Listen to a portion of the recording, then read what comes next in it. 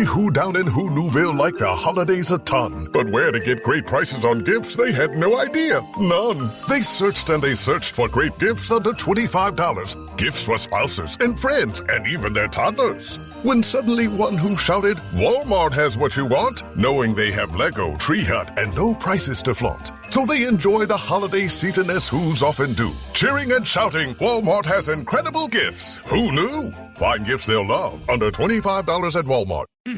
Oh, Hilton stay, your beds are soft and cozy. No lumpy couch, no stiff futon, no shower line at crack of dawn. Oh, Hilton stay. When you want holiday comfort you can count on, it matters where you stay. Enjoy comfortable rooms and friendly service when you stay with Hilton instead. Save up to 25% this season when you book with Hilton. Hilton for the stay. Terms apply. Working for MI5 routinely involved breaking the law. Again, because MI5 didn't exist, because it was not on the statute books, it was free to ignore the law of the land, and they did. As Wright himself said, we bugged and burgled our way across London at the state's behest, while pompous bowler-hatted civil servants looked the other way.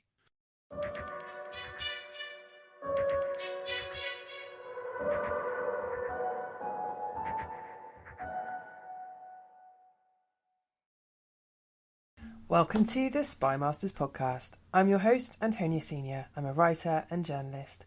My mission is to bring you all the best writing about spies, fact and fiction, historical and contemporary.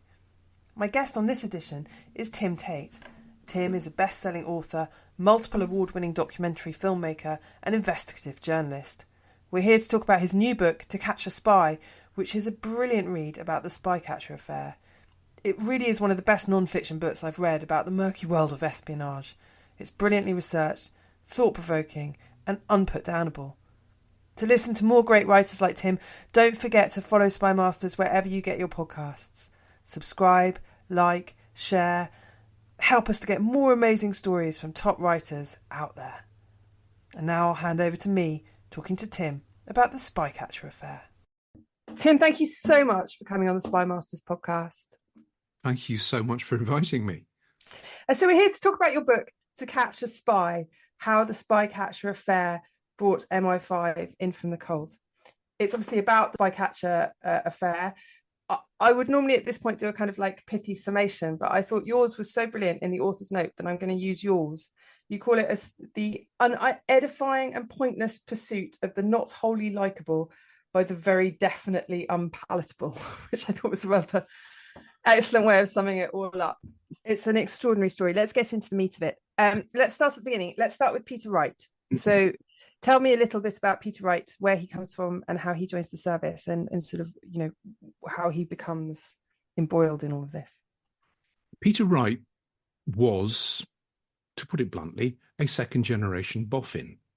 His father, Morris, was a talented scientist and engineer who was employed by the Marconi Wireless Telegraph Company, but who simultaneously in World War I worked for MI6.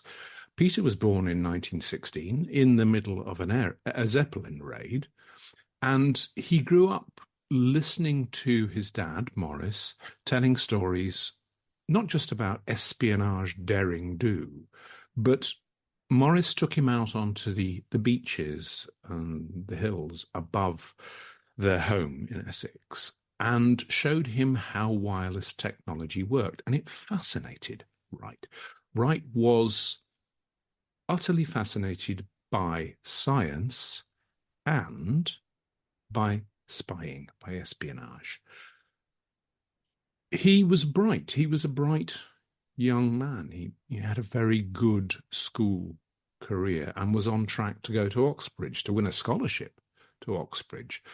But then in the early 30s, Morris, Peter's dad, was made redundant, spiraled down into alcoholism. The family's finances collapsed, and Peter was told, that's it, we're pulling you out of your private school, you now go and find a job. And he did. And he went and he worked as a farmhand in Scotland and in Cornwall. and he scraped together enough money to fund a place at the School of Rural Economy in Oxford, which would have been good. He would have enjoyed that and talked to his children, and there's no doubt he would have flourished within that. Unfortunately, the Second World War happens, and the School of Rural Economy closed down before Peter could take up his place. Morris, by the start of World War II, had got his drinking under control and joined the Royal Naval Scientific Service. Peter followed him in on a temporary contract. And inside RNSS, his job was to find a way to protect British shipping from Nazi attack, from the Kriegsmarines attack. And that involved degaussing, as the technique is called, British shipping, everything from battleships to submarines, to disguise their magnetic polarity, I guess, and thus protect them from mines. And there was no manual for this. There just wasn't any instruction manual. So Wright and his colleagues invented one. They invented a makeshift solution which worked. And they did so successfully throughout the war, the Second World War. At the end of the war, he joined RNSS full-time, became its principal scientific officer, and was co-opted onto a committee advising MI5 on scientific matters. And he worked for MI5 part-time and on his own dollar, essentially, for about 5 or 6 years before they decided in 1955, MI5 decided in 1955, we probably need our own in-house scientist. And they recruited him. They invited him to a lunch at a Pall Mall gentleman's club. And over a delightful lunch of oysters, they said, would you join us, please, as our first and only scientific officer? And he did. So he joins them, but there's a kind of catch, isn't there, that comes back to haunt him later. There's a financial catch. Well, there are two catches. The first, as you say, is a financial catch. By that point, he'd been a civil servant for 14 years and had built up pension contributions, civil service pension contributions.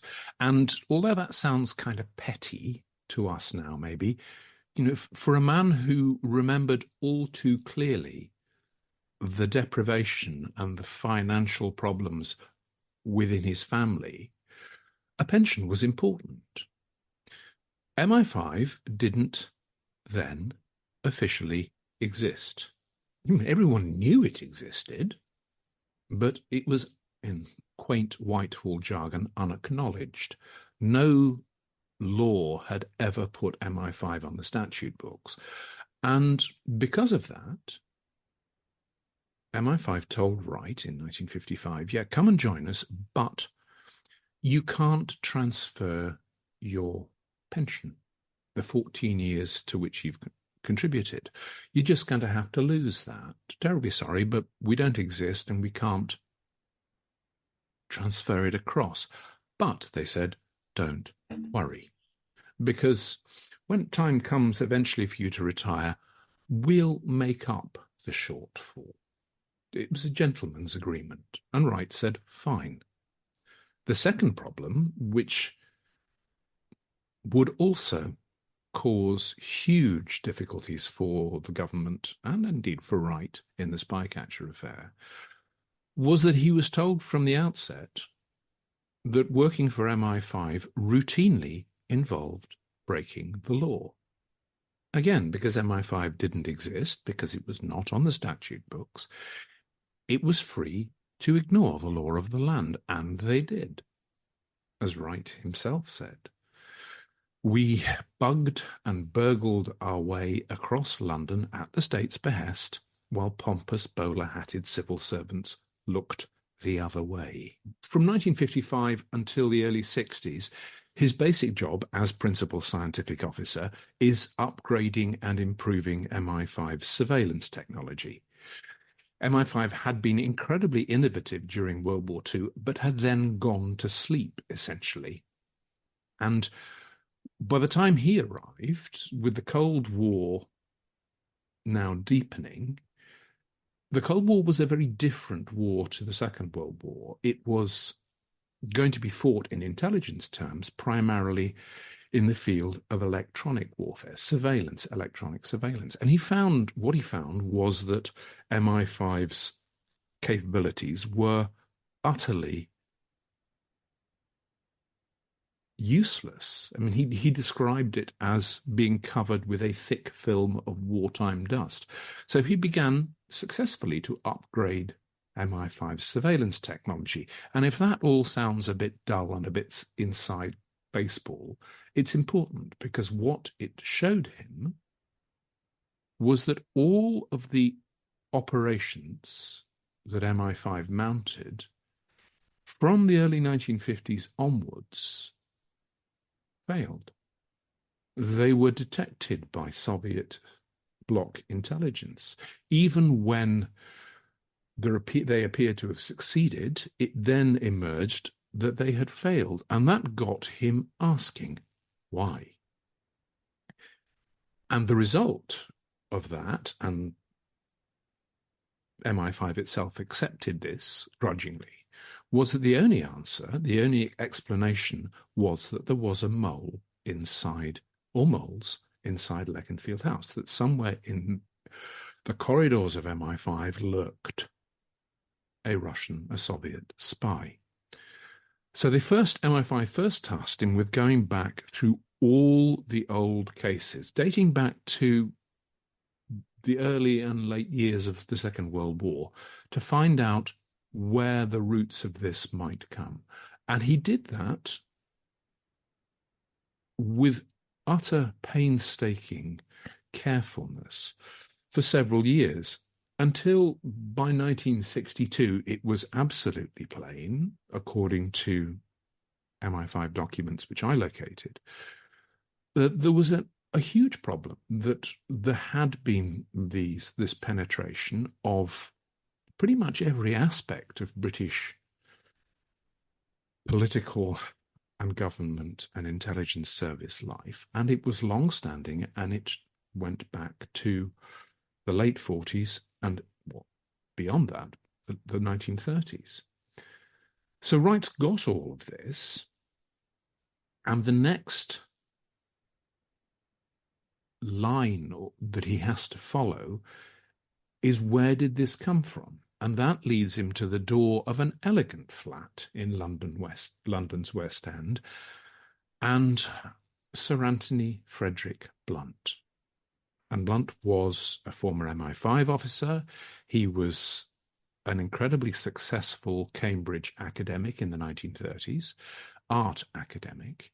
He was, after the war, after he left ostensibly MI5, he was keeper of the King's pictures. He then looked after the monarch's vast art collection for many, many years, was knighted for his troubles, and had a lovely sinecure as a professor of art history at London University and director of the Courtauld Institute of Art. Unfortunately, Blunt was also a long-term, deep-cover Soviet agent, and had recruited, was believed to have recruited, scores of young men and women in his time in Cambridge. The odd thing about this, and there are so many odd things, is that MI5 knew all of this. It knew this from 1951. That's 5 years before Blunt received his knighthood. And it knew it because one of his former acolytes had told them. And they interviewed Blunt 11 times over the ensuing years.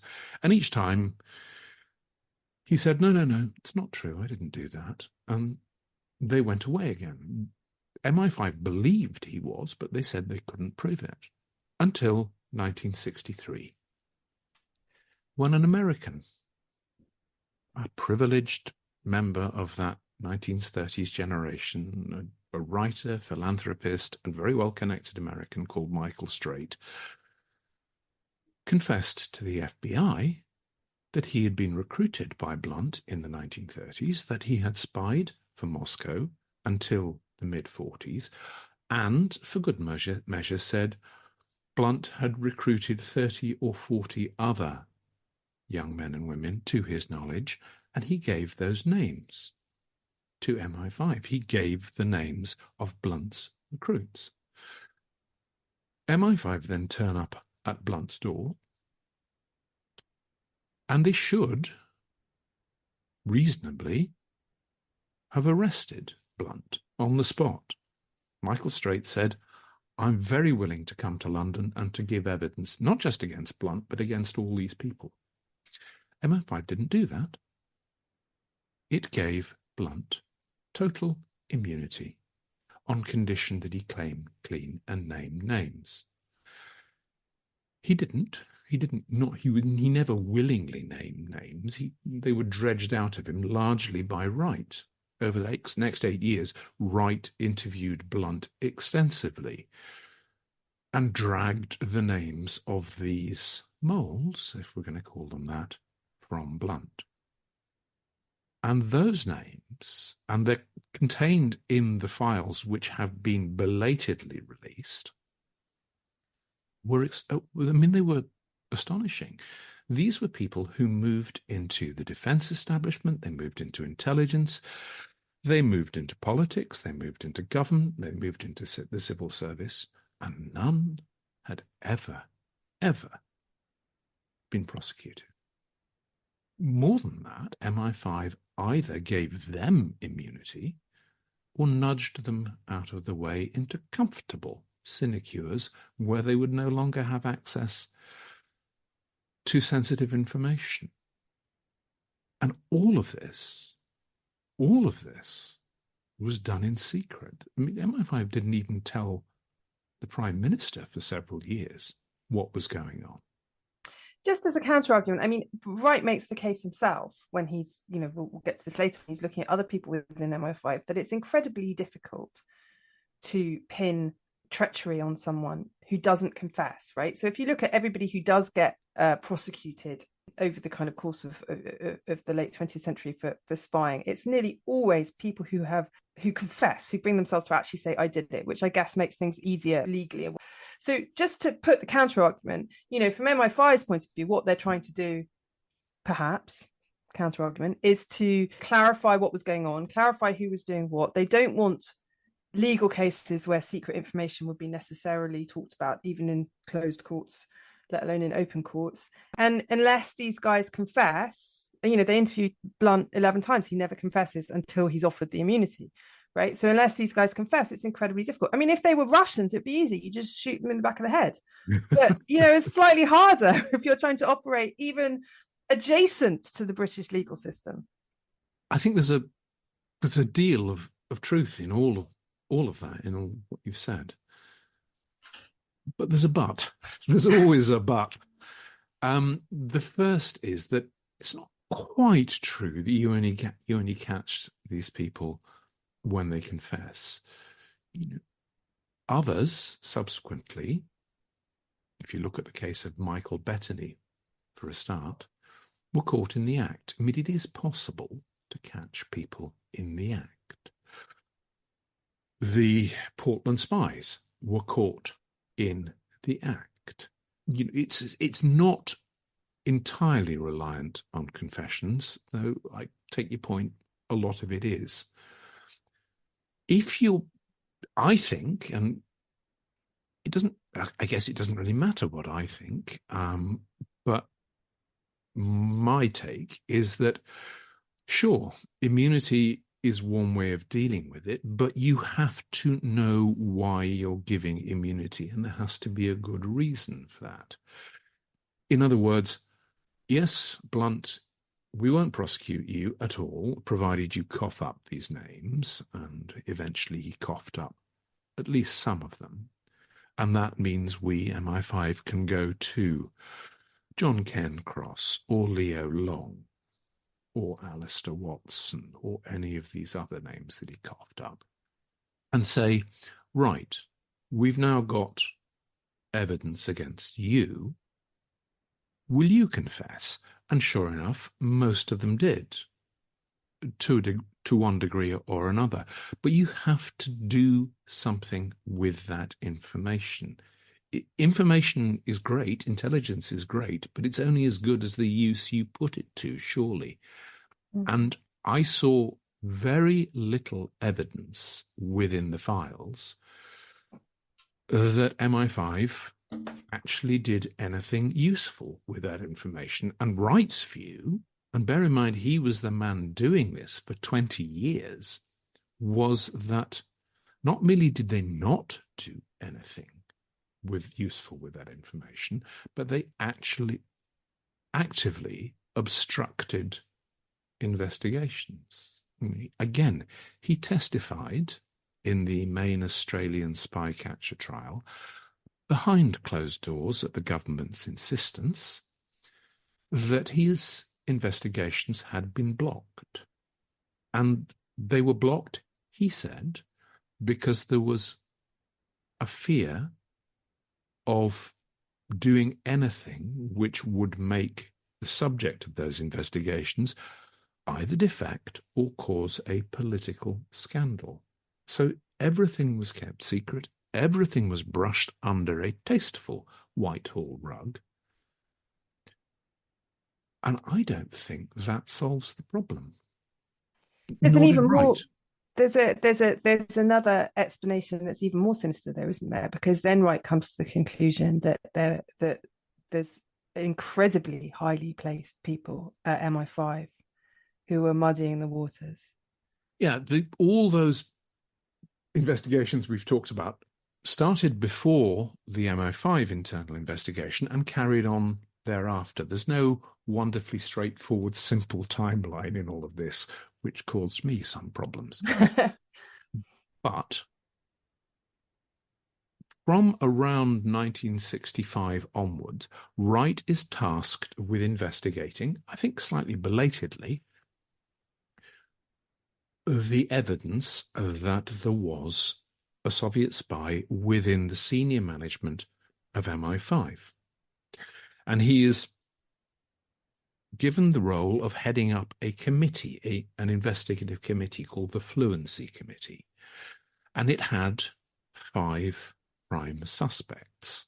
But of those 5 prime suspects, only 2, and this is according to a Downing Street memo, which itself was kept secret for almost 40 years, only 2 had sufficient seniority and knowledge to be the possible moles. And one of those was the Deputy Director General of MI5, a man called Graham Mitchell, and the other was the Director General of MI5, Sir Roger Hollis. Wright's committee, the Fluency Committee, met and investigated for several years. And it first of all investigated Mitchell and came to the conclusion that probably he was innocent, not guilty. That left Hollis in the frame. Fluency issued 3 internal reports. Each one said there are 28 solid pieces of evidence pointing at Hollis being a Soviet spy. Bear in mind, this was the man who, until his retirement in 1963, Hollis, was the Director General of MI5, Britain's most senior domestic intelligence officer. Every single piece of sensitive British intelligence passed across his desk. If he was a Soviet mole, that meant just about everything British intelligence had done was potentially compromised. Fluency issues 3 reports. They all say, more likely than not, that Hollis was a traitor. They're very honest. They say it's not 100% because you can't get 100% proof in these cases.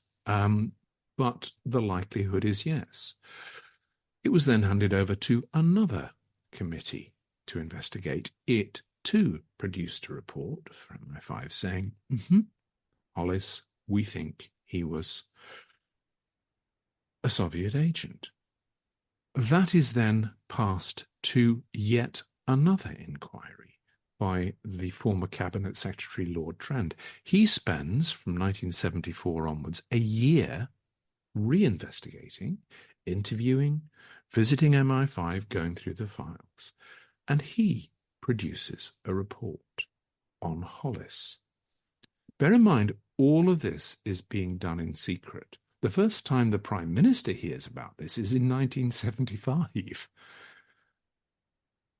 The Trend report should be our gold standard. It should be what we rest on to decide whether Hollis was a Soviet agent or wasn't. We can't. It's secret. It has never been released. At first, I've found, and the first documents I found showed that Downing Street in 75 was told that Trend decided the case against Hollis was merely not proven. And when Harold Wilson saw that, he scrawled on top of the report in a handwritten note, "This is very disturbing stuff, even if not proven." But then, beyond that, when Margaret Thatcher comes to power and the Hollis scandal finally breaks into the public, or is about to break into the public sphere through the endeavours of journalists, she eventually goes to the House of Commons to make a statement when the scandal breaks. And she absolutely exonerates Hollis. She tells Parliament, Lord Trend decided that there was no evidence that Hollis had been a spy. He concluded he had not been a spy, and she was utterly emphatic about that. If you listen to the recording of her in Parliament doing that, I mean, she absolutely underlines this and puts it in bold and probably green ink. No, Hollis was not a spy. And here's the problem. When eventually I got hold of at least some of the Prime Minister's files, which were mysteriously deposited at the National Archives on New Year's Eve last year, 2023, buried within them are two memos to Thatcher in 1980 from Sir Robert Armstrong, her Cabinet Secretary. And he said, Lord Trend put the balance of probability that Hollis was not a spy at 80 to 20. He said there was an 80% chance that Hollis was innocent and a 20% chance that Hollis was a spy. I don't think you have to be an intelligence officer to realise that a 20% chance is a very long way from the complete exoneration that Thatcher gave to Parliament. She lied. She misled Parliament. And beyond that, a 1 in 5 possibility that the former head of MI5 was a Soviet agent seems to me to be rather serious.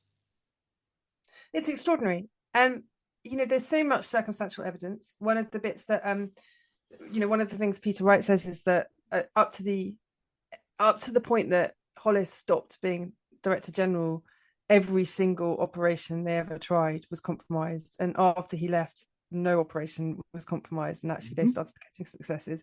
There's obviously there's loads of other ones. One of the pieces in the puzzle I always think as well is the fact that Anthony Blunt was the big MI5 mole, and then in 1945 he said he was leaving, and the Russians put up no fuss at all. And I know, for example, Nigel West is suspicious that why would they not put up a fight about their best asset leaving MI5 unless they had an equally good asset already in there. So there's huge numbers, there's all sorts of hints about this all over the place.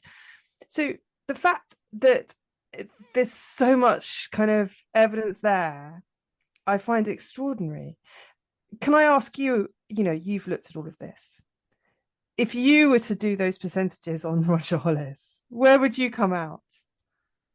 I'm going to be I'm going to be naughty and hedge on this. It's not my job, and I'm not qualified to say Hollis wasn't a spy.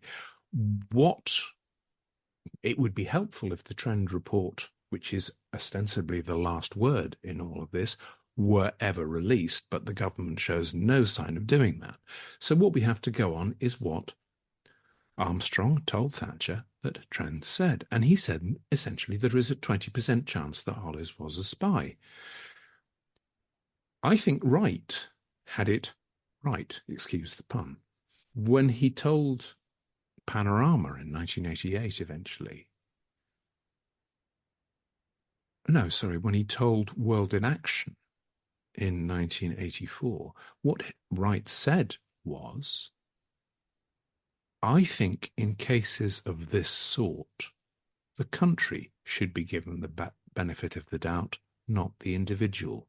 And I think in those circumstances, I'd go along with Wright on this. With new, gentler scented Clorox disinfecting wipes, clean finally smells as good as it feels. On everything from lamps to ceiling fans, even on your kid's toy shark. Oh, ouch. Clorox disinfecting wipes, now available in crisp lemon. Find it on Amazon. Clorox, clean feels good. Meet the computer you can talk to. With Copilot on Windows, working, creating, and collaborating is as easy as talking. Got writer's block? Share your screen with Copilot Vision to help spark inspiration, and use Copilot Voice to have a conversation and brainstorm ideas. Or maybe you need some tech help. With Copilot Vision, Copilot sees what you see. Let Copilot talk you through step-by-step guidance so you can master new apps, games, and skills faster. Try now at windows.com/Copilot. I think that's correct. Armstrong. We need to talk about Armstrong. He's about to become a big character in this story. Tell us about him. Robert Armstrong was a Mandarin's Mandarin. But he was a Mandarin's Mandarin in not a good way. His predecessor, Sir John Hunt, as cabinet secretary, was, I think, within the strictures of the job, honest and careful and rigorous. If you read Hunt's memos, and I've read any number of them from the files, they're incredibly painstakingly laid out. They're very careful. They're very responsible. Armstrong comes in to replace him. Thatcher picks Armstrong, who is this well-connected civil servant, rising star in the civil service. Armstrong had courted the intelligence services throughout his career inside the civil service, and had used them and worked with them in the early 70s when he worked for Ted Heath's government, and used them not in a good way. He used MI5 to pass to the Tory government improperly obtained information about a perfectly legal and legitimate trade union leader. Armstrong comes to this with his fingers already deeply stained in intelligence matters and arcana.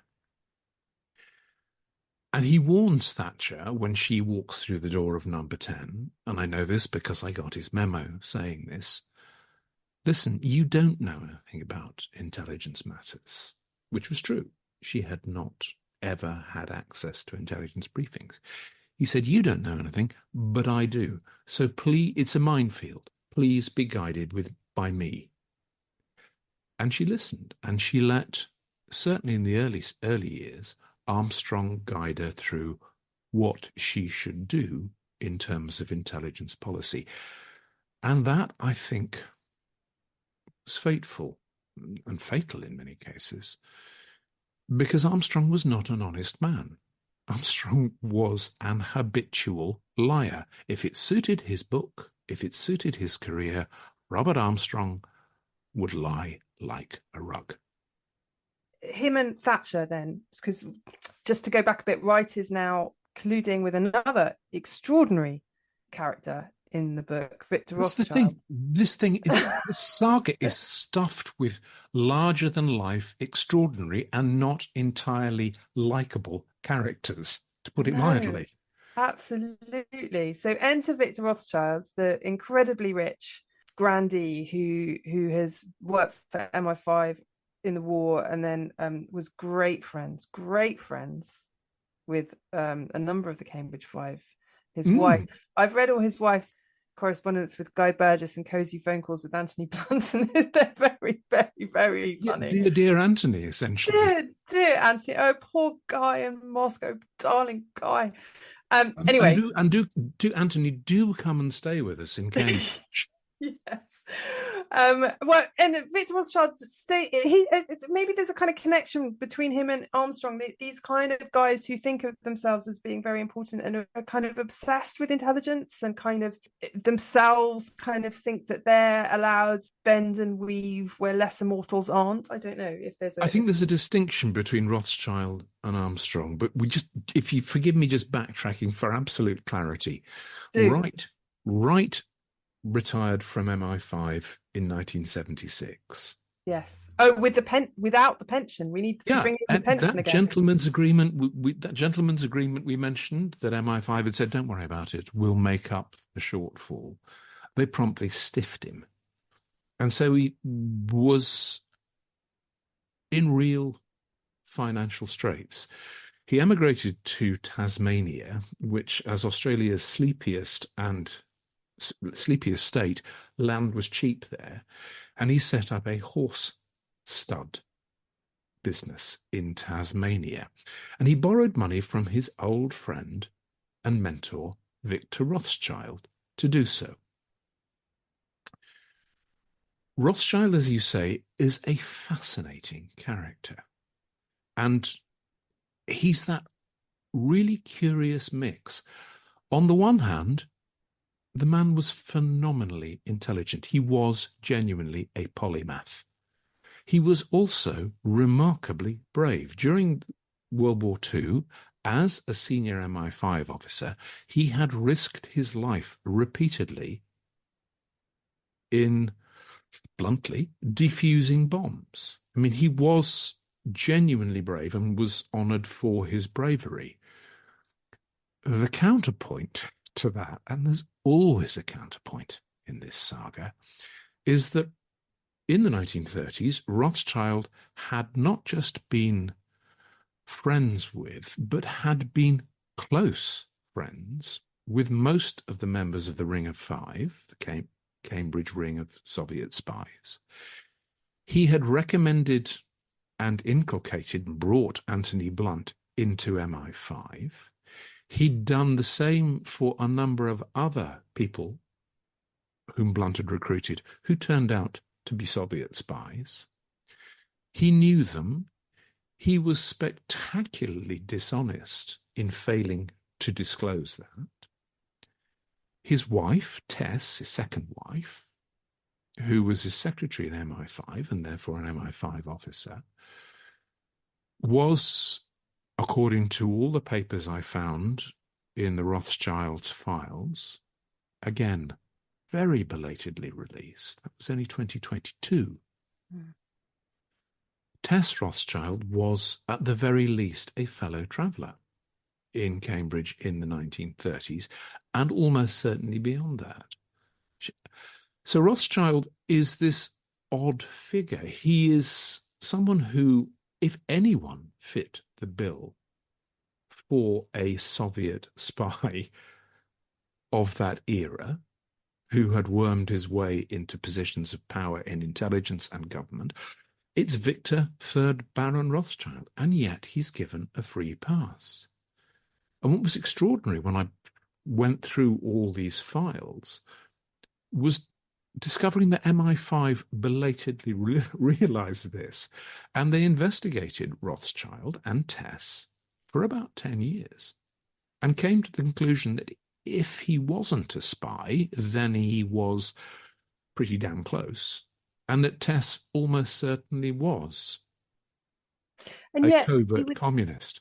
He was continuing to have access at the highest level Exactly. What beggared belief when I looked at this is at the same time, literally the same time, as MI5 is embarrassed and ruefully reaching the conclusion that perhaps we shouldn't be quite so trusting of Victor Rothschild, MI5 simultaneously, and through Peter Wright, has essentially contracted with Victor and Tess Rothschild in Wright's investigations into the rings radiating out from the Ring of Five. Everything was shared with Rothschild and Tess Rothschild, as Wright himself testified. Throughout that period, I shared everything I saw with Victor. But one thing I didn't quite understand, though, is that Wright, who saw communists everywhere and who thought Hollis was a communist spy and thought Mitchell probably was as well, seemed to be quite happy with Victor Rothschild. He didn't. I know. Does it make sense? No, it doesn't make sense. I think it took until the Spycatcher Affair comes to trial for Wright to realise that he's been had by Rothschild. He does think he's been had. Yeah, I mean, I think so. I mean, it's hard to tell. Paul Greengrass, who co-wrote or ghostwrote Spycatcher with Peter Wright, I think, when I spoke extensively with Paul, came to the conclusion that Peter realised he had been led into, let's say, difficult territory deliberately by Victor Rothschild. And became a point when Wright's legal team said, you're going to have to just make a decision, Peter. Either you're going to fight, and that means showing what role Rothschild played in the genesis of Spycatcher and its predecessors, or you're going to have to cover for him. And at that point, as one of the people in the room when that conversation took place was the publisher of Spycatcher, Sandy Grant, and he said, Peter ummed and ahed, and then said, oh dear, poor Victor, we'll have to throw him to the wolves. And they did. And I think that's the point at which Peter Wright realised he had been had by Rothschild. And indeed, he had. I think Rothschild was quite good at playing people all the way through this period. But we maybe need to park Rothschild. As much as I could talk about him for ages, I think he's fascinating. But let's talk about the moving in the dial. Let's talk about Spycatcher, the book itself, because I'm conscious that there's so much to talk about. We could go on. I mean, I could go on for hours, but I'm sure our listeners would rather we got to the point now. If they haven't fallen asleep already. The genesis of Spycatcher, and here's where things got really, really odd.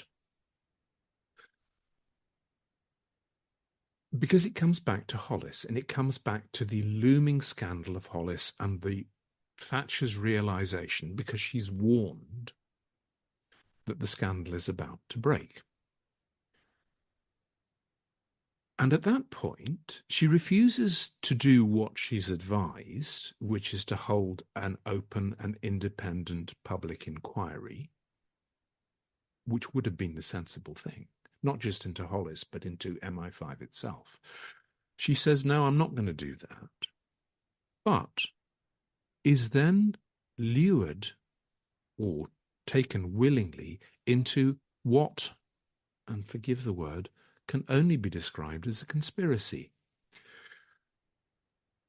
She and Armstrong, her cabinet secretary, are approached by a former attorney general who said, I've been contacted by veteran intelligence journalist Harry Chapman Pincher, and he knows that the Hollis scandal's going to break, and he wants to beat his Fleet Street rivals to the punch, and would present the story more, and this is a quote, sympathetically to the government if he's briefed covertly so he can get the story out.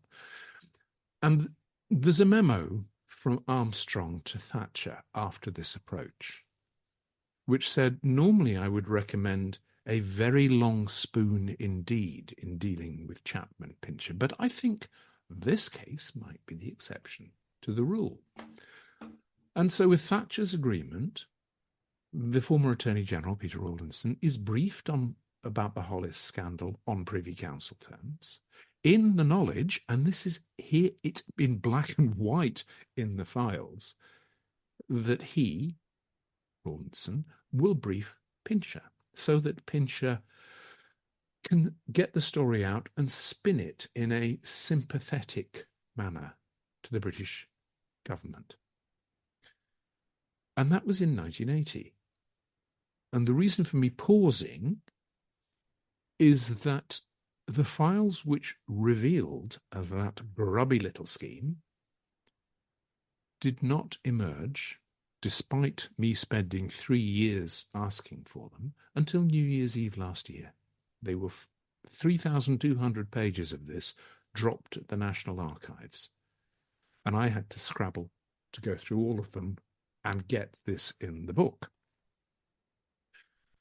Pincher is briefed. Pincher is probably one of the least honest journalists, I think, in this field that you could ever imagine. Whenever I've read any of Pincher's material, I never met the man, but whenever I've read any of his material or gone through the files relating to him, I always feel like I need to take a shower afterwards. The man was spectacularly unprincipled and dishonest. He was once likened by the historian E.P. Thompson to a public urinal where officials queued up to leak. And Pincher loved that. He said, sure, I'm open for business at any time. In fact, he wasn't. He was only open for business if the information suited his own right-wing, extreme right-wing views.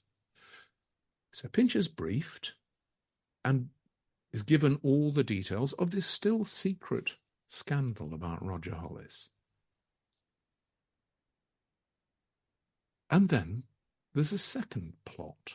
This is, I mean, you could not write this as fiction. 6 weeks after Thatcher and Armstrong cook up this little scheme to have Pincher briefed so he can diffuse the Hollis scandal, there's a dinner meeting at an elegant Elizabethan manor house outside Cambridge, and it's convened by Victor III Baron Rothschild, who lives in said manor house.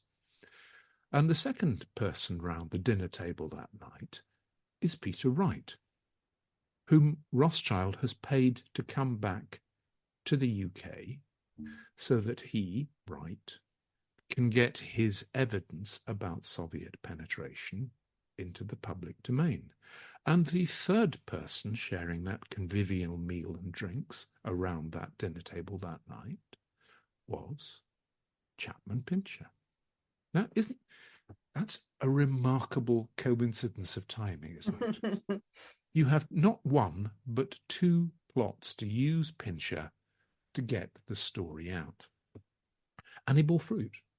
Pincher went away, and the deal with Rothschild and Pincher and Wright was that Wright would provide Pincher with the material, Pincher would turn it into a book, and that Rothschild would funnel Wright's 50% share of the proceeds to him to Wright in Tasmania via his lordship's secret offshore bank accounts.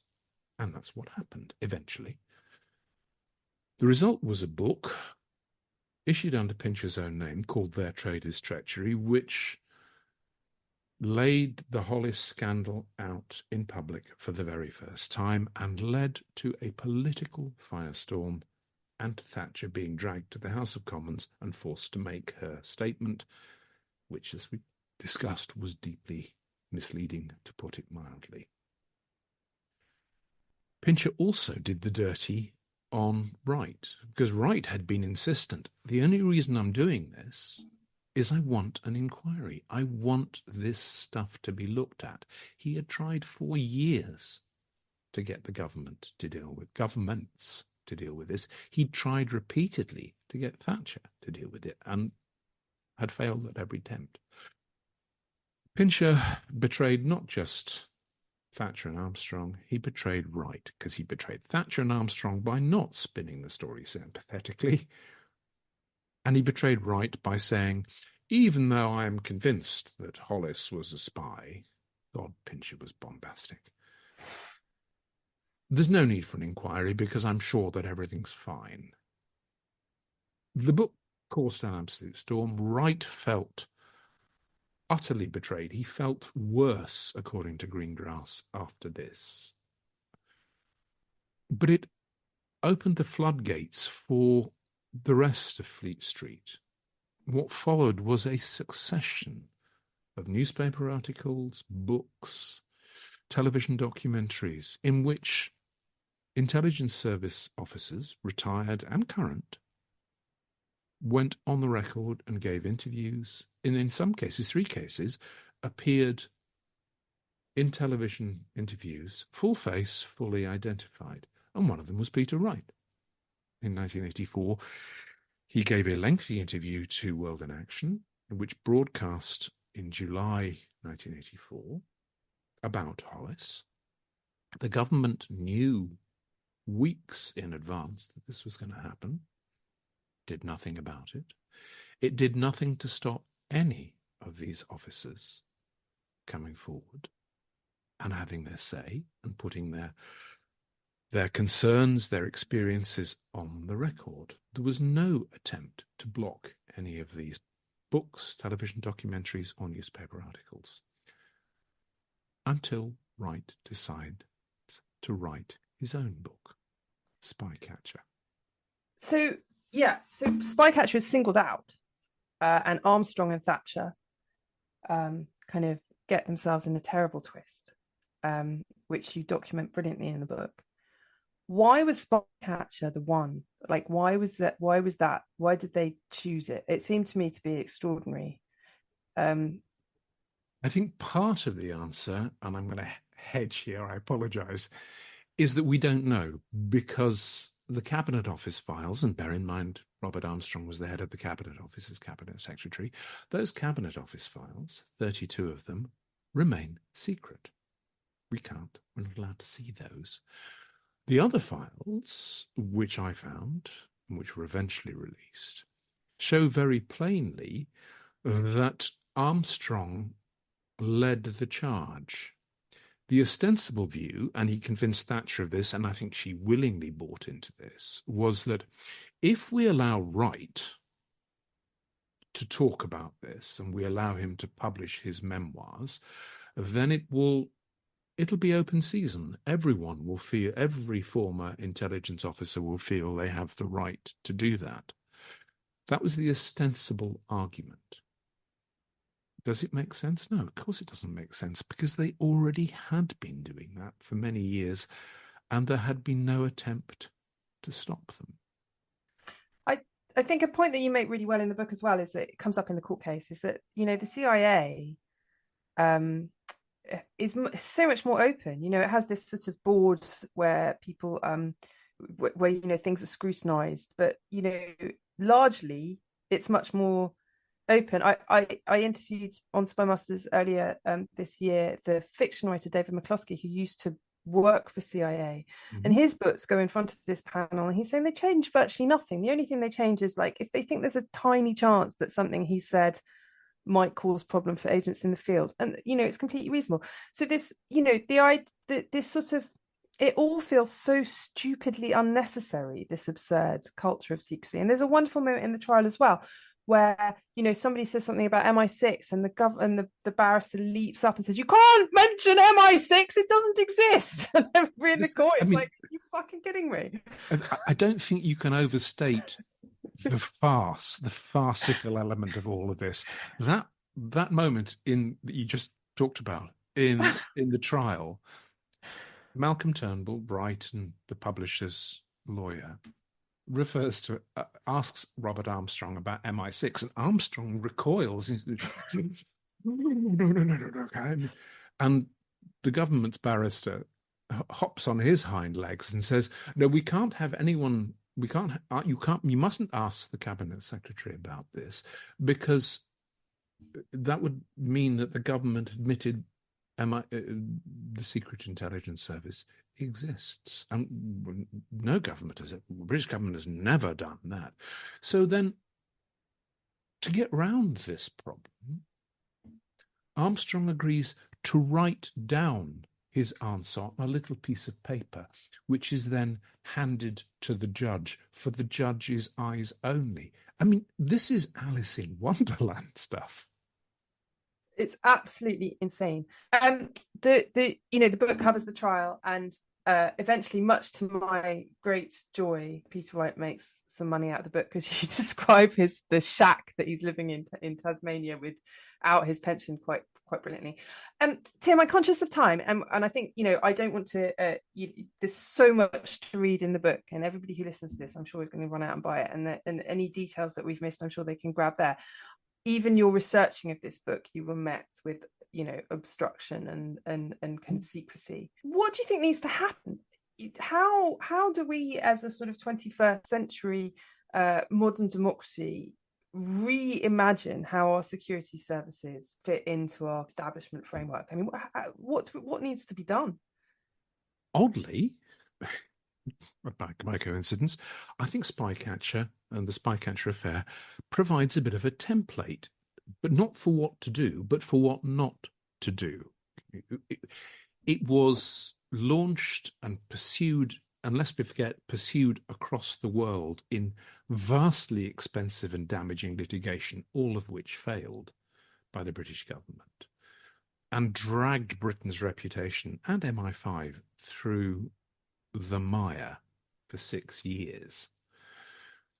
And it did so on the basis that we must not have any talk or scrutiny of our intelligence services. Well, everything that the government did or attempted to do backfired so spectacularly that they achieved the precise opposite of what they set out to do. Spycatcher became a global phenomenon. It sold 4 million copies worldwide. And more than that, it led directly to MI5 and MI6 and GCHQ being put on a legal footing for the first time in their history. A law was passed saying, we do have a domestic security service called MI5, and we have a foreign intelligence service called MI6, and we have GCHQ as well. That law was so overdue. But the Spycatcher Affair and the debacle of everything the government did was the direct and proximate cause of those agencies being put on a legal footing. And beyond that, and much to Thatcher's horror and opposition, it led to parliamentary oversight of what our intelligence service gets up to. The way Britain's spies go about the nation's business is now subject to at least some element of democratic scrutiny by Parliament. That shouldn't really be a huge leap of imagination that we need that. Why? Well, because it's existed, as you say, in the United States. For decades, the Intelligence Services Committee in Congress scrutinizes what the FBI, which is MI5's equivalent, essentially in the States, and the CIA, which is MI6's equivalent. It scrutinizes what they get up to within parameters, granted, but there is scrutiny. And beyond that, there is, as you say, and as emerged in the trial, a public CIA Publications Review Board, which doesn't just permit retired CIA officers, intelligence officers, to pen their memoirs or tell their stories. It encourages them to do so and helps them to do so. Has there been any detriment to that? Absolutely not. How do we know? Because the lawyer who essentially ushered things through the Publications Review Board, gave evidence at the trial, and he said it works perfectly well. The CIA doesn't have any problems with that. What does that tell us about what we need to do now? Well, in my view, it tells us that we need far more openness still. We have something came in, the Freedom of Information Act came in, and it gives us a right, notionally, to view government files from the day they're created, as it happens, but there is a time lag in practice. There are national security exemptions and loopholes which are exploited by the Cabinet Office, which need to be eliminated. Beyond that, MI5 and MI6 are insulated from FOIA, from the Freedom of Information Act. You or I or any other journalist may not FOIA MI5 and say, please now release your files on Peter Wright. We can't do it. We can't legally do it. MI5 does, to its credit, release some files 50 years after their creation, but I have no idea how it chooses those or why it doesn't choose others, because that's unfathomable. It's secret. We are still mired in this culture of official secrecy. Why does that matter? Because if we don't learn from the past, and for God's sake, that was one of the messages that Wright learnt from his studying of the old files. If we don't learn from the past, we don't learn from history, we're doomed to repeat the same mistakes.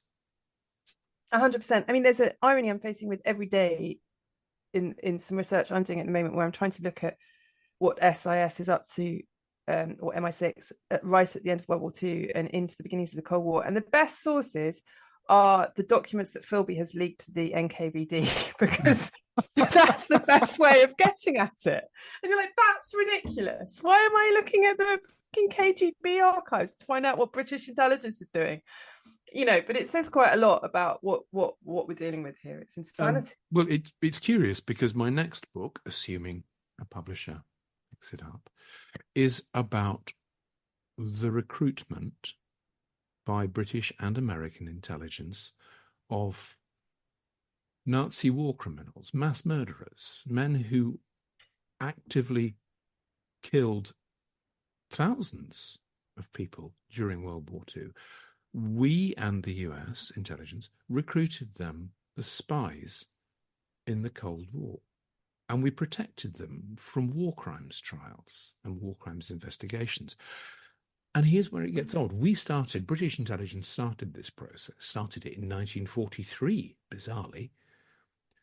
Almost none of the British intelligence papers are available to review.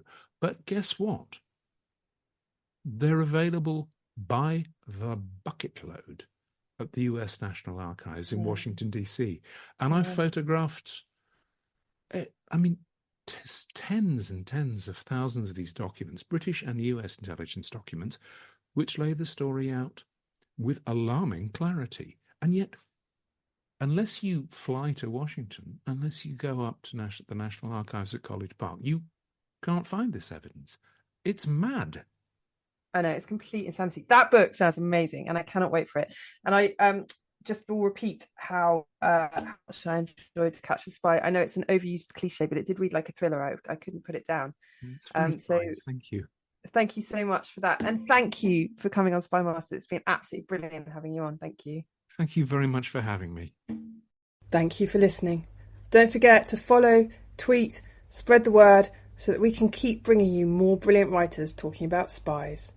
Don't miss an episode of the SpyMasters podcast.